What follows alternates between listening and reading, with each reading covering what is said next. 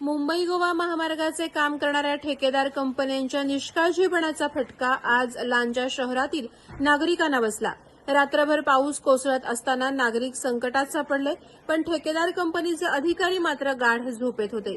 लांजा शहरात रात्रभर सुरू असलेल्या मुसळधार पावसामुळे मोठा अनर्थ घडला।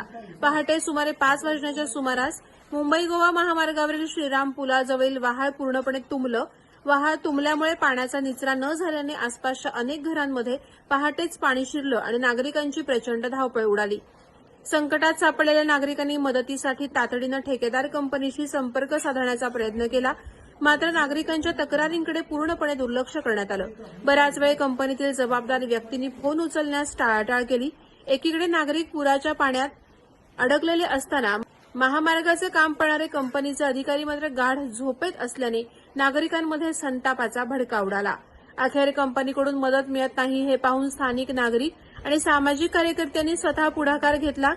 त्यांनी तातडीने जेसीबी मशीनची व्यवस्था केली आणि वहाळातील अडथळे दूर करण्याचा प्रयत्न सुरू केला। नागरिकांच्या या प्रयत्नानंतर उशिराने ठेकेदार कंपनीची यंत्रणा घटनास्थळी दाखल झाली।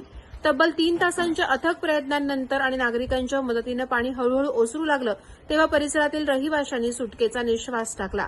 मात्र ठेकेदार कंपनीच्या या गंभीर निष्काळजीपणावर तीव्र रोष व्यक्त करण्यात येतोय। प्रशासनानं या संपूर्ण प्रकरणाची तातडीनं चौकशी करावी आणि जबाबदार ठेकेदार कंपनीवर कठोर कारवाई करावी अशी मागणी आता परिसरातील रहिवाशांकडून केली जात आहे। प्रहार डिजिटलसाठी संतोष कोत्रे, लांजा।